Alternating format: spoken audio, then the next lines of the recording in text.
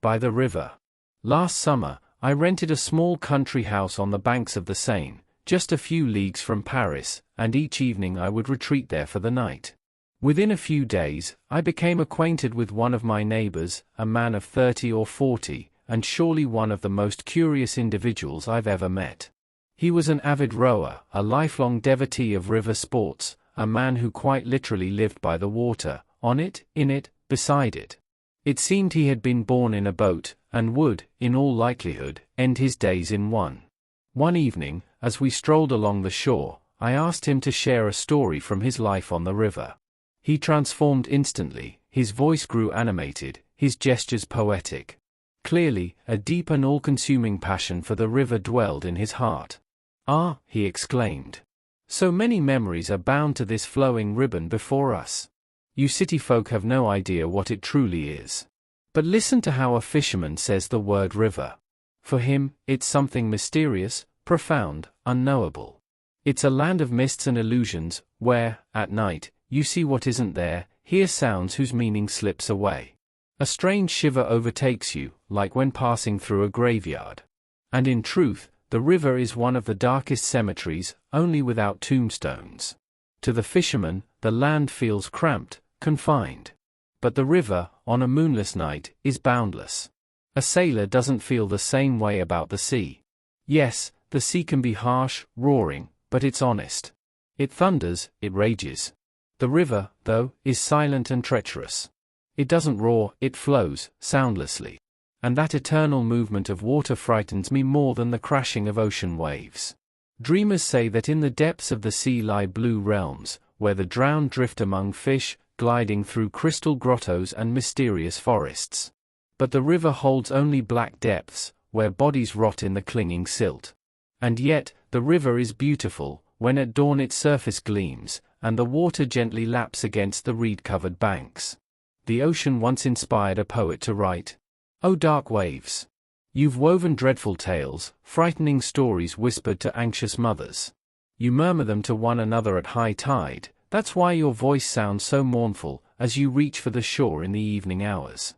Well, I believe that the tales whispered by the slender reeds in their delicate voices are surely darker than even the sinister dramas carried in the howling of the sea. But you've asked me to share something from my memories.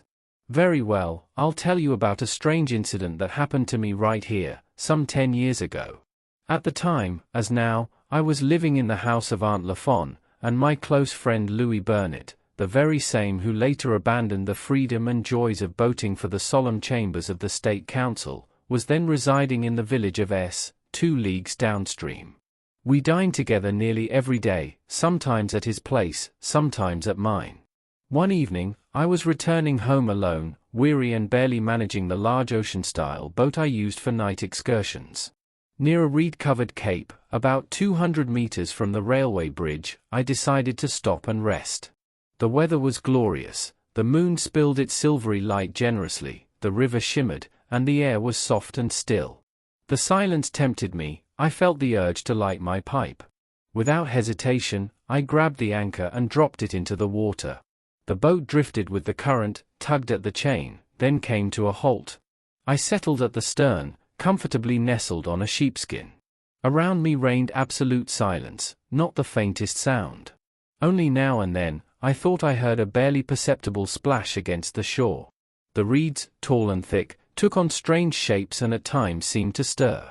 The river was calm, yet I felt a growing unease, the silence was too complete. All the marshland singers, frogs, toads, were mute.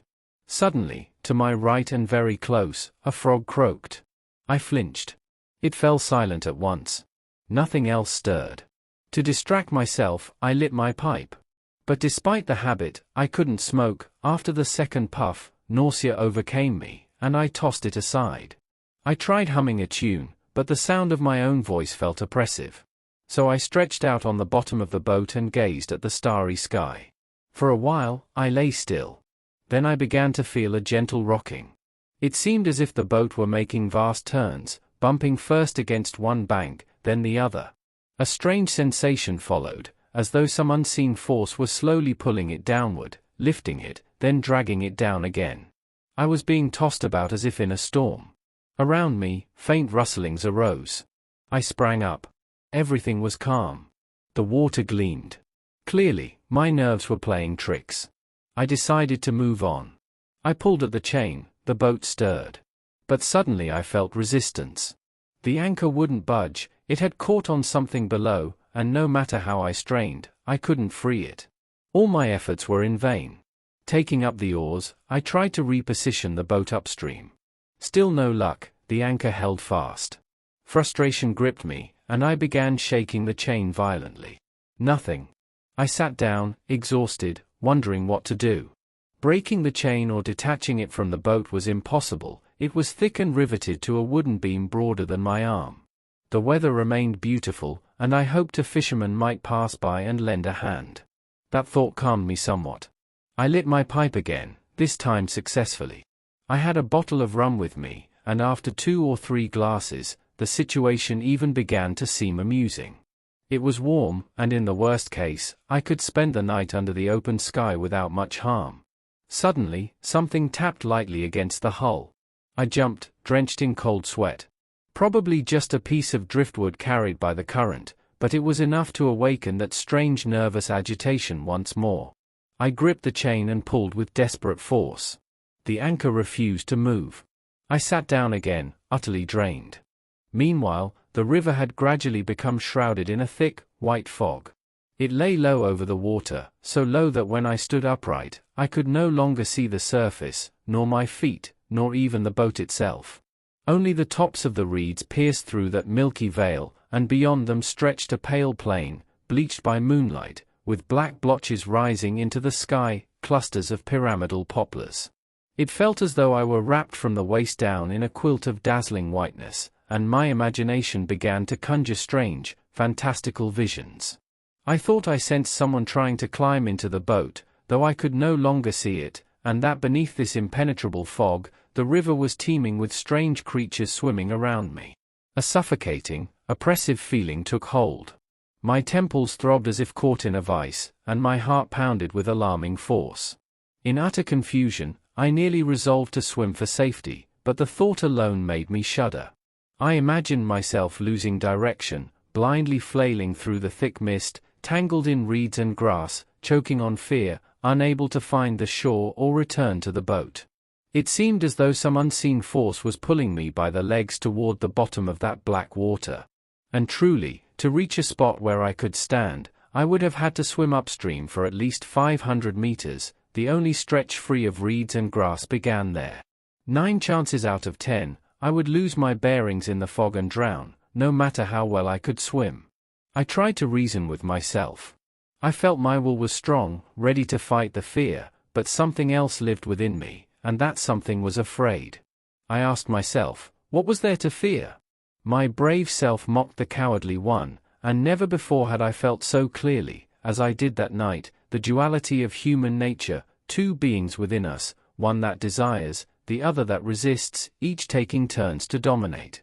This foolish, inexplicable fear grew steadily into real terror. I sat motionless, eyes wide open, straining to hear, waiting. For what? I didn't know. But I felt it, something dreadful. I thought that if a fish were to suddenly leap from the water, as they often do, I would faint on the spot and collapse, lifeless.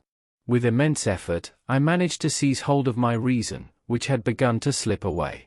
I grabbed the bottle of rum and took several large gulps. Then a saving thought struck me. I began shouting at the top of my lungs, turning in every direction.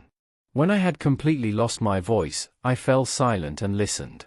Somewhere far off, a dog was howling. I drank again, stretched out on the bottom of the boat, and lay there, perhaps for an hour, perhaps 2, without closing my eyes, surrounded by nightmarish visions.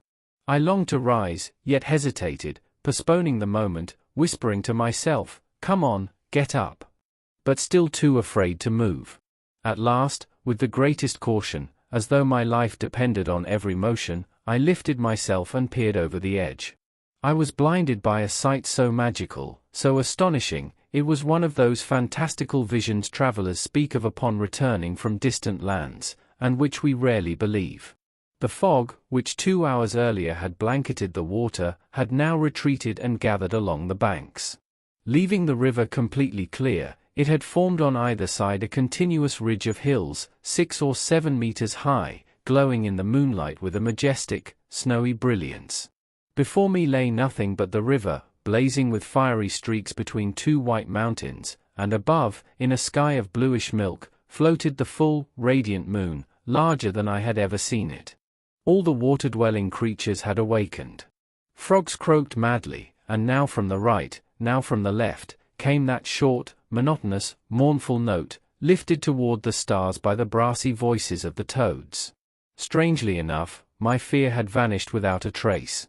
I found myself in a landscape so unusual, so nearly otherworldly, that even the most supernatural of apparitions would not have surprised me. I don't know how long this lasted. At some point, I drifted into sleep.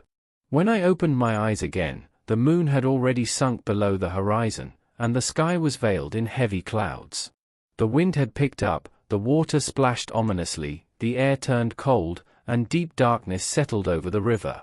I finished the last of the rum and, shivering from the chill, began listening to the rustle of the reeds, to the dull, grim murmur of the river. I peered into the blackness but could make out neither the boat nor even my own hands, though I held them close to my eyes. Gradually, the density of the darkness began to thin. Suddenly, I thought I saw a shadow glide past me. I called out, and a voice replied. It was a fisherman. I beckoned him over, and when he reached me, I told him of my misadventures. He brought his boat alongside mine, and together we began to pull at the chain. The anchor refused to budge. Dawn was breaking, gloomy, grey, rainy, cold. One of those days that seemed to carry misfortune in their wake. Soon we spotted another boat. We called out to it, and the man aboard joined our efforts. Little by little, the anchor began to yield. It rose slowly, with great resistance, as though burdened by something massive. At last, a dark shape emerged from the water. The three of us hauled it onto the deck of my boat. It was the corpse of an old woman. A heavy stone was tied around her neck.